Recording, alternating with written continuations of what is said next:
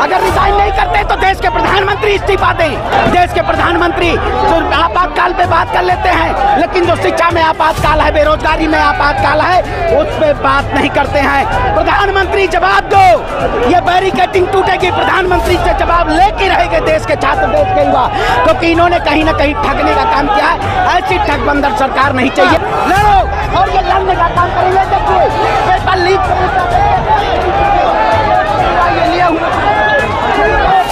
सरकार लीक करता है, इसलिए लोकतंत्र के साथ अंदाजे ऐसी सरकार को कहीं ना कहीं झुकाने का काम किया जाएगा।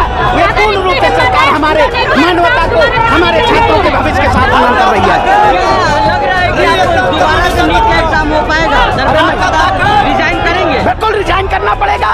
अगर रिजाइन नहीं करते तो देश के प्रधानमंत्री इस्तीफा दें। देश के प्रधानमंत्री मणिपुर में चले जाते हैं, देश के प्रधानमंत्री जो आपातकाल पे बात कर लेते हैं, लेकिन जो शिक्षा में आपातकाल है, बेरोजगारी में आपातकाल है, उस पे बात नहीं करते हैं। प्रधानमंत्री जवाब दो, ये बैरिकेडिंग टूटेगी, प्रधानमंत्री से जवाब लेके रहेंगे देश के छात्र, देश के युवा, क्योंकि इन्होंने कहीं ना कहीं ठगने का काम किया है। ऐसी ठगबंदर सरकार नहीं चाहिए। ये देश के युवा हैं और देश के युवाओं के साथ अगर रफीज का खिलवाड़ किया जाएगा तो ये कांग्रेस पार्टी ये पूरा सड़क पे उतर के और इस सरकार को मुंहतोड़ जवाब देने का काम करेगी। रिजल्ट आ रहा था, उसी वक्त आखिर ये नीति की परीक्षा का रिजल्ट क्यों जारी किया गया? क्योंकि पेपर लीक था। ये सोच रहे थे कि देश में उन मुद्दों को दबा दिया जाएगा, लेकिन देश की जनता ने, देश के युवाओं ने, देश की आवाज ने बड़ी संसद में इस सरकार से पूछने का काम किया है कि आपने इस देश की जनता के साथ, देश के युवाओं के साथ अन्याय किया है। मैं फिर पूछना चाहता हूं ये सरकार से कि धर्मेंद्र प्रधान शपथ ले लेते हैं, लेकिन क्या शिक्षा पे बात नहीं करते? वही धर्मेंद्र प्रधान जो कहते थे लीकेज नहीं हुआ है, लेकिन बाद में इन्हीं के नेताओं ने कहा लीकेज हुआ है। इस सरकार में कई ऐसे पेपर लीक हुए हैं, चाहे नेट की बात करिए, चाहे एनईटी की बात करिए, चाहे यूपीएससी की बात करिए, चाहे एसएससी की बात करिए। जिस सरकार के शासनकाल में देश के छात्रों के साथ अन्याय हो रहा है, ये देश का युवा कांग्रेस सड़क पे उतर के और इस सरकार को चुनौती देने का काम करेगा। आप सुने, अरे मैं कहता हूँ सस्पेंड किया गया, आखिर नीट कब होगा? कहा गया दूसरे दिन होगा।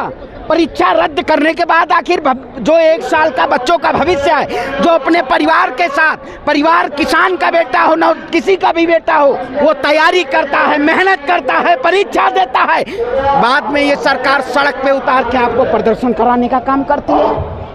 क्या इस देश में, इसी सरकार में अगर आप किसानों की बात करेंगे तो प्रदर्शन करते रहिए, अगर युवा बेरोजगार मांगेगा तो ये सरकार लाठी टंक के जरिए लाठी बरसाने का काम करेगी? मैं इस सरकार से पूछना चाहता हूं कि आपके शासनकाल में देश के किसानों के ऊपर लाठियां बरसाई गई, आपके शासनकाल में देश के छात्रों के ऊपर लाठियां बरसाई गई, लेकिन देश का प्रधानमंत्री मौन है। क्या यार है? देश के प्रधानमंत्री जवाब नहीं देना चाहते।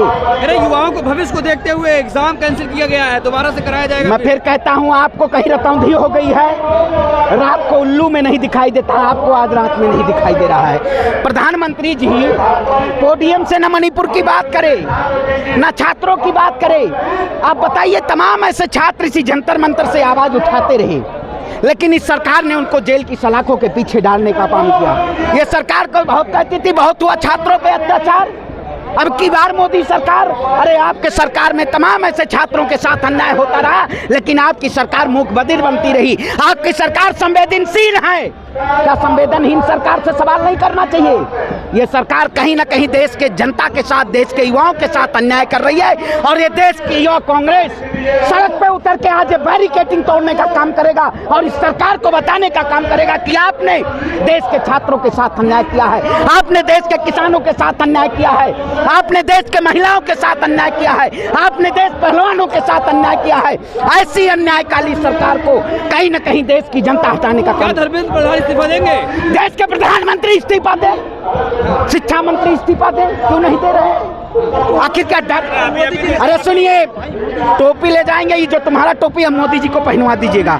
देश की जनता को टोपी मत पहनवाइए। देश की जनता के साथ इस सरकार ने अन्याय किया है। जनता ने भरोसा जताया। अरे भाई कौन सा भरोसा भैया? झूठलर सरकार, ईवीआई की संबंध ईवीएम की आई हुई सरकार, जनता ने जनादेश नहीं दिया है। जनता ने जनादेश इंडिया गठबंधन को दिया। ये बेईमानी खरीद फरोख्त पूर्ण बहुमत की सरकार है। अच्छा, प्रधानमंत्री जी शपथ लेने के बाद विदेश रील बनवाने चले जाते हैं, लेकिन देश की जनता के साथ बात नहीं करना चाहते हैं। ऐसा प्रधानमंत्री कौन होगा जो देश के छात्रों के साथ परीक्षा पे चर्चा, क्यों नहीं लीक पे चर्चा देश के प्रधानमंत्री करते? करना चाहिए ना। उन्होंने सुनो अरे मैं कहता हूँ वही, उन्होंने इस देश की जनता के साथ कहीं ना कहीं ऐसा व्यवहार किया है जो वो प्रधानमंत्री कहने लायक नहीं है। वो सिर्फ और सिर्फ प्रधानमंत्री हैं। आप बताइए, संसद भवन में आपातकाल की तो बात कर लेते हैं कि आज के 50 वर्ष पहले आपातकाल लगा था। अरे जो शिक्षा में आपातकाल है, बेरोजगार में आपातकाल है, महंगाई में आपातकाल है, युवाओं के भविष्य के साथ जो आपने आपातकाल, घोषित आपातकाल लगा रखा है, उसका कौन जिम्मेदार है? देश के प्रधानमंत्री इस्तीफा दे। आज ये सड़क कहीं ना कहीं क्रांति के रूप में बदलने का काम करेगी और इस बैरिकेडिंग को तोड़ने का काम करेंगे।